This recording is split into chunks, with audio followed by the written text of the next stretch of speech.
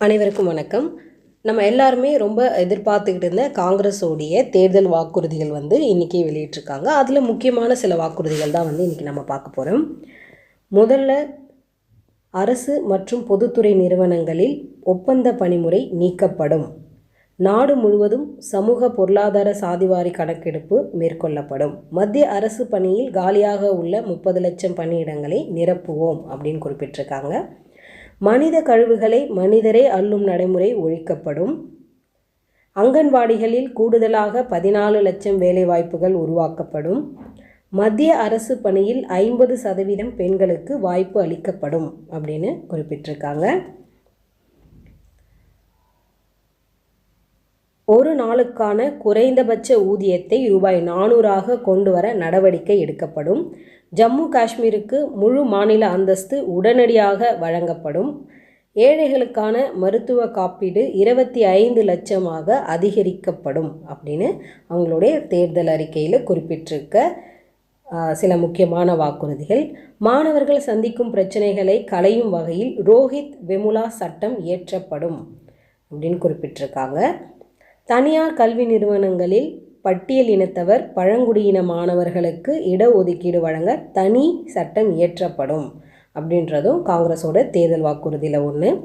அரசு தேர்வுகளில் விண்ணப்ப கட்டணத்தை காங்கிரஸ் ரத்து செய்யும் அப்படின்றது ஒரு மிக முக்கியமான வாக்குறுதி.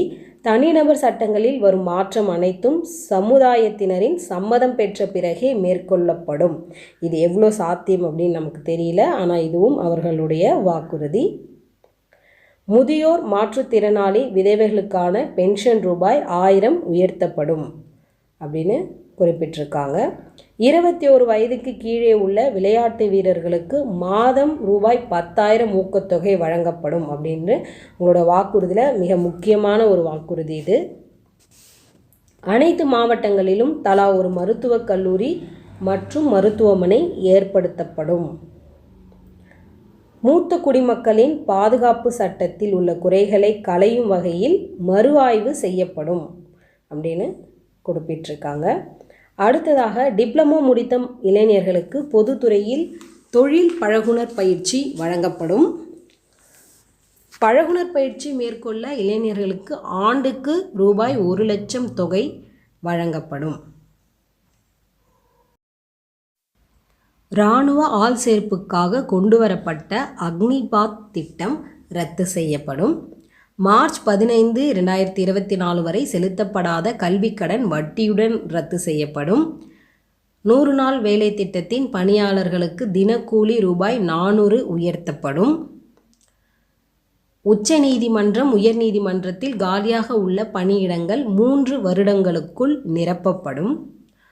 உச்சநீதிமன்றம் உயர்நீதிமன்றத்தில் நீதிபதிகளாக அதிக அளவில் பெண்களுக்கு வாய்ப்பு அளிக்கப்படும் அப்படின்றது காங்கிரஸுடைய தேர்தல் வாக்குறுதியில் ஒன்று. விவசாயிகளுக்கு குறைந்தபட்ச ஆதார விலைக்கு சட்டப்பூர்வ உத்தரவாதம் வழங்கப்படும். ஏழை பெண்களுக்கு மகாலட்சுமி திட்டத்தின் மூலம் ஆண்டுக்கு ரூபாய் 1 லட்சம் அளிக்கப்படும். ஒரு MP MLA மற்றொரு கட்சிக்கு தாவும் பொழுது தாமாகவே பதவி இழக்கும் வகையில் சட்ட திருத்தம் செய்யப்படும். 5 ஆண்டு ஆட்சியில் தனிநபர் வருமான வரி ஒரே விதமாக நிலையாக இருக்கும் வகையில் சட்டம் கொண்டு வரப்படும். மாநில அரசுகளுடன் இணைந்து மலிவு விலையில் உணவு வழங்க இந்திரா உணவகங்கள் திறக்கப்படும். அம்மா உணவகங்கள் மாதிரி போல. தேர்தல் பத்திர திட்டம் PM கேஸ் நிதி குறித்து விரிவான விசாரணை நடத்தப்படும். கொரோனா காலத்தில் நிறுத்தப்பட்ட முதியோர்களுக்கான ரயில் கட்டண சலுகை மீண்டும் வழங்கப்படும். பாஜக அரசு கொண்டு வந்த GST முறை நீக்கப்பட்டு GST 2.0 கொண்டு வரப்படும். அனைத்து மொழிகளிலும் பிரெய்லி மற்றும் சமிக்ஞை அங்கீகரிக்கப்படும். அரசியல் சாசன 8வது அமைப்பில் ஏனைய மொழிகளையும் இணைக்க நடவடிக்கை எடுக்கப்படும். நீட் QUT தேர்வுகள் கட்டாயமில்லை. மாநில அரசுகளில் கல்வி நிறுவனங்களில் அவர்களின் விருப்பத்திற்கு ஏற்ற முறையில் மாணவர்கள் சேர்க்கையை கடைபிடிக்கலாம். மிக முக்கியமான ஒரு வாக்குறுதி. மாநில அரசுகளுடன் கலந்தாலோசித்து பொது பட்டியலில் உள்ள சில பிரிவுகள் மாநில பட்டியலுக்கு மாற்றப்படும். LGBT சமூகத்தினரின் திருமணத்தை அங்கீகரிக்கும் வகையில் சட்டம் இயற்றப்படும். ஒரே நாடு ஒரே தேர்தல் முறை கொண்டு வரப்படாது. அரசியல் கட்சிகள் எதிர்பார்த்த மிக முக்கியமான வாக்குறுதி இது. இடஒதுக்கீடு உச்சவரம்பு 50% என்பதை உயர்த்த நடவடிக்கை எடுக்கப்படும். SC/ST மாணவர்களுக்கான கல்வி உதவித்தொகை இரட்டிப்பாக்கப்படும்.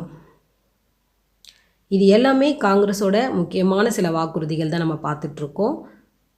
புதுச்சேரிக்கு மாநில அந்தஸ்து வழங்கப்படும். புதுச்சேரி மக்கள் எதிர்பார்த்துட்டு இருந்த ஒரு முக்கியமான வாக்குறுதி. ஆந்திர மாநிலத்திற்கு சிறப்பு அந்தஸ்து வழங்கப்படும். இதுவும் ஆந்திர மாநிலத்தில் இருக்கவங்க எதிர்பார்த்துட்டு இருந்த ஒரு வாக்குறுதி தான். பாஜக அரசு கொண்டு வந்த மக்கள் விரோத சட்டங்கள் மறு ஆய்வு செய்யப்படும் என தெரிவிக்கப்பட்டுள்ளது. இது எல்லா சமயமே நடக்கிறது தான். ஒரு கட்சி மாறி இன்னொரு கட்சி ஆட்சிக்கு வரும்போது அவங்களுடைய சட்டங்களை இவங்க மாற்றுறது, இவங்க சட்டங்களை அவங்க மாற்றுறதும் நடக்கிற விஷயங்கள் தான். அனைத்து ஊடகங்களுக்கும் ஊடக சுதந்திரம் வழங்கப்படும். மீன்பிடி விசைப்படகுகளுக்கான டீசல் மானியம் மீண்டும் வழங்கப்படும். தேசிய கல்விக் கொள்கையில் மாநில அரசுகளுடன் ஆலோசித்து திருத்தம் செய்யப்படும். தேசிய கல்விக் கொள்கை இதுவும் எதிர்பார்த்துட்டு இருந்த ஒரு வாக்குறுதி. ஸோ இது மாதிரி இதுதான் முக்கியமான சில வாக்குறுதிகள் காங்கிரஸ் அறிவித்த வாக்குறுதிகள். ஸோ மீண்டும் அடுத்த ஒரு நல்ல தகவலோடு சந்திக்கிறேன். நன்றி, வணக்கம், தேங்க்யூ.